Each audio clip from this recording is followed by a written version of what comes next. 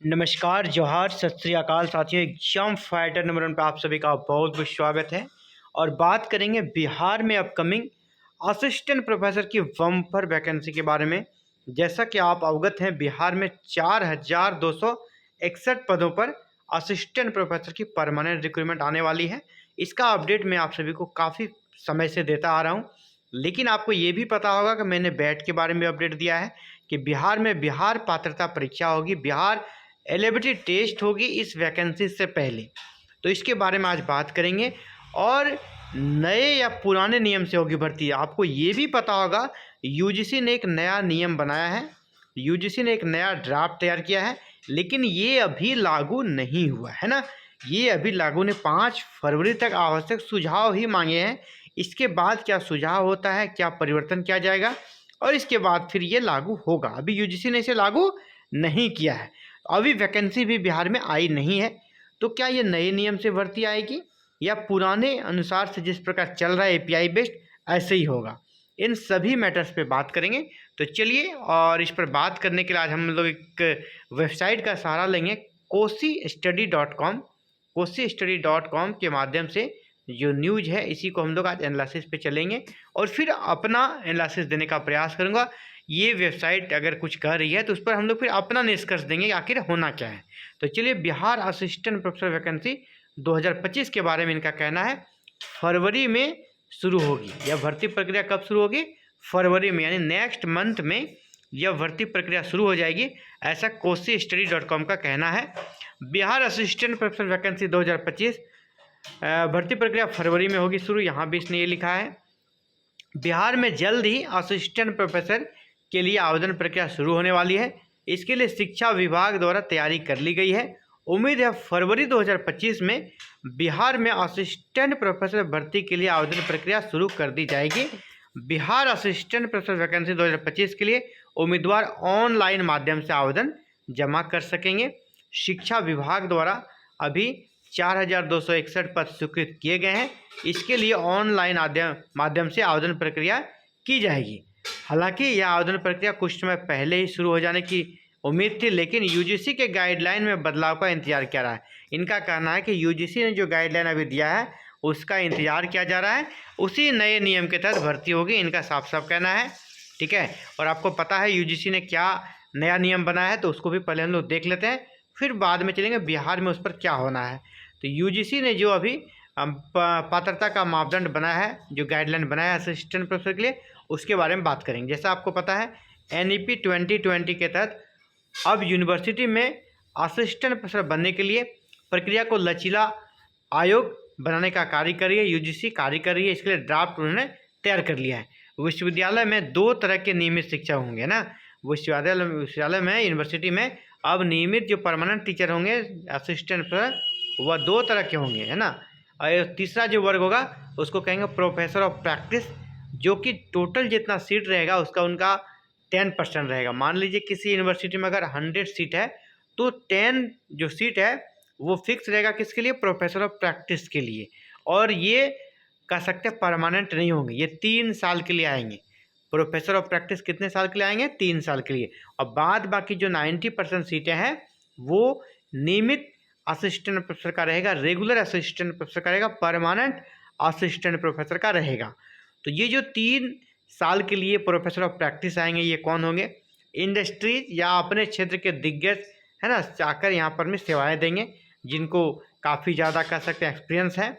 साथ ही नई नीति के तहत खेलों को बढ़ावा देने के मकसद से पहली बार यूजीसी ने शिक्षा नियमों में बदलाव कर ओलंपिक समेत अन्य राष्ट्रीय अंतर्राष्ट्रीय प्रतियोगिताओं के प्रतिभागियों एवं एवार्डियों को भी यहाँ पर आवेदन करने का मौका देने का निर्णय लिया है।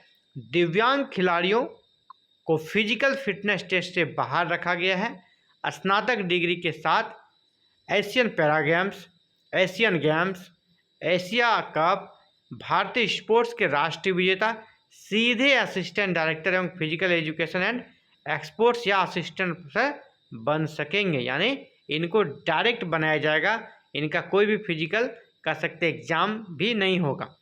यूजीसी जो अध्यक्ष हैं वर्तमान में आपके एम जगदीश कुमार ने बताया, आयोग द्वारा बैठक की गई थी जिसमें यूजीसी रेगुलेशन 2025 के मसौदे को मंजूरी दे दी गई है। इस रेगुलेशन का मकसद भारतीय उच्च शिक्षा संस्थानों में संकाय सदस्यों की भर्ती और पदोन्नति के तरीके को बदलना है ना, यानी भर्ती की जो प्रक्रिया है उसको भी बदलना है और जो प्रमोशन है पदोन्नति उस प्रक्रिया को भी बदलना है, ठीक है, ताकि कि इसका कहना है कि इससे लचीलापन और समावेशित और उत्कृष्टता को बढ़ावा मिले। एम जगदीश कुमार का ये कहना था। अब ये जो बड़ा बदलाव किया है नीति में, आपको पता होगा अब एक ही विषय से यूजी और पीजी और पीएचडी जरूरी नहीं। अगर आपको अभी वर्तमान जो समय है ना उसमें अगर आपको असिस्टेंट प्रोफेसर बनना है, मान लीजिए आपको मैथ का असिस्टेंट प्रोफेसर बनना है, तो अभी वर्तमान व्यवस्था क्या कहती है, आपका मैथमेटिक्स से ऑनर्स होना चाहिए, यूजी भी मैथ से होना चाहिए और पीजी भी मैथ से होना चाहिए, पोस्ट ग्रेजुएशन भी मैथ से होना चाहिए। इसके साथ ही अगर आपने पीएचडी की है तो पीएचडी भी आपका मैथ का ही किसी टॉपिक से होना चाहिए, ये ज़रूरी है। लेकिन अब ऐसा ज़रूरी नहीं है। आपका यूजी अगर मान लीजिए मैथ की जगह आपका यूजी अगर हिंदी से है, ठीक है, यूजी आपका हिंदी से है, इसके बाद मान लीजिए आपको मान लो पीजी हम कर लेंगे आपका मैथ से, पीजी आपने मैथ से कर लिया तो भी कोई दिक्कत नहीं है। और आपको मन है कि नहीं हम पीएचडी किसी और विषय से करेंगे, है ना, पीएचडी आपका मन है कि उर्दू से करेंगे, है ना, उर्दू से, तो कोई दिक्कत नहीं है। आप असिस्टेंट प्रोफेसर किसका बनेंगे, उर्दू का बनेंगे, जिससे आपने पीएचडी या नेट, जिससे आपने पीएचडी या नेट किया है वो सब्जेक्ट देखा जाएगा। आपका यूजी में क्या था, पीजी में क्या था, वो नहीं देखा जाएगा। ये नया परिवर्तन है, बहुत ही महत्वपूर्ण परिवर्तन है, ठीक है। तो ये यूजीसी का जो नया ड्राफ्ट तैयार है उसके तहत ये प्रक्रिया है। तो बात है कि बिहार में क्या होगा, बिहार में क्या ये रहेगा, है ना। यूजीसी का जो नया गाइडलाइन है उसके अनुसार एपीआई फिलहाल अभी एपीआई को उतना वेटेज नहीं दिया जाएगा। अभी किसको वेटेज दिया जाएगा, नवाचार, इनोवेशन, है ना, टेक्नोलॉजी डेवलपमेंट, प्रौद्योगिकी विकास, उद्यमशीलता, पुस्तक लेखन, डिजिटल शिक्षण संसाधनों का विकास, इसके अलावे आपका सामुदायिक जुड़ाव और सामाजिक योगदान जैसे क्षेत्र के आधार पर समग्र मूल्यांकन होगा। इसी के आधार पर आपका सिलेक्शन होगा। इसके अलावा योग, संगीत, प्रदर्शन कला, दृश्य कला, मूर्ति कला, नाटक जैसे क्षेत्रों में सर्वश्रेष्ठ प्रतिभाओं को भी आकर्षित करने के लिए विशेष भर्ती का रास्ता खोला जाएगा। अब योग, संगीत, मूर्ति कला के दिग्गज भी बन सकेंगे असिस्टेंट प्रोफेसर। तो यहाँ पर जो इनका सिलेक्शन होगा वो एक्सपीरियंस के आधार पर होगा, योग, संगीत और मूर्ति कला के दिग्गज को। तो बड़ी बात है कि बिहार में अब क्या होगा, इस पर एनालिसिस करना है। देखिए बिहार में भी इस प्रकार की कुछ भी कर सकते हैं बातें नहीं है कि नया ड्राफ्ट को अडॉप्ट किया जाएगा, और नया ड्राफ्ट अभी आया नहीं है ना। बहुत सा बार ऐसा होता है ड्राफ्ट यूजीसी ने बनाया फिर उस ड्राफ्ट को छोड़ दिया, फिर नया ड्राफ्ट बनाने लगी। इस प्रकार की भी चीज़ें बन सकती है। अभी आवश्यक सुझाव मांगे गए, सुझाव में एक चीज़ आपको बता दें, ये जो सुझाव मांगे गए ना उसमें इस नई जो कह सकते हैं अभी लागू की जा रही व्यवस्था, इसका काफ़ी विरोध हो रहा है। नई व्यवस्था का काफ़ी ज़्यादा बिहार ये जो सुझाव मांगे गए हैं 5 फरवरी तक, इसमें इसके नेगेटिव पॉइंट्स को काफ़ी उजागर किया गया, ठीक है। इसके कारण हो सकता है ये ड्राफ्ट एक्ट कभी इसको लागू ना भी करें, इस ड्राफ्ट को लागू नहीं भी किया जा सकता है। इसके भी चांसेस है कि ये नया ड्राफ्ट है ये लागू ना हो। अगर लागू होगा भी तो वेट एंड वॉच की स्थिति में भी यूजीसी रहना चाहेगी कि आगे देखते हैं क्या होता है। इसमें समय निकल जाएगा। और बिहार में आपको पता है ना अक्टूबर में चुनाव है, इसी बीच उसको बैट का भी एग्जाम लेना है, असिस्टेंट प्रोफेसर की वैकेंसी भी लानी है।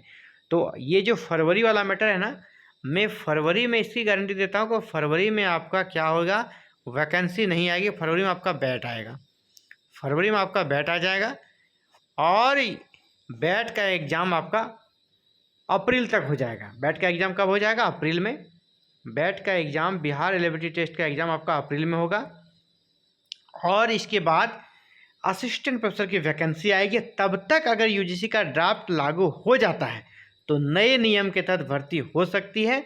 अगर ड्राफ्ट ही रहता है और वो कह सकते लागू नहीं करती है यूजीसी, तो फिर आपको कह सकते हैं कि ये पुरानी जो भर्ती प्रक्रिया चल रही है अभी, जो कि नियुक्ति प्रक्रिया हो रही है पुरानी वैकेंसी 2020 वाली, उसी के तहत फिर से भर्ती होगी। तो ये अभी नहीं कहा जा सकता कि एपीआई को बिहार में हटा दिया गया, ये अभी कहा नहीं जा सकता है, ठीक है। तो फिलहाल चलिए इस वीडियो में इतना ही, आगे मिलते हैं नए अपडेट के साथ बहुत ही जल्द एक नई वीडियो में। थैंक यू, जय हिंद, जय भारत, जय बिहार।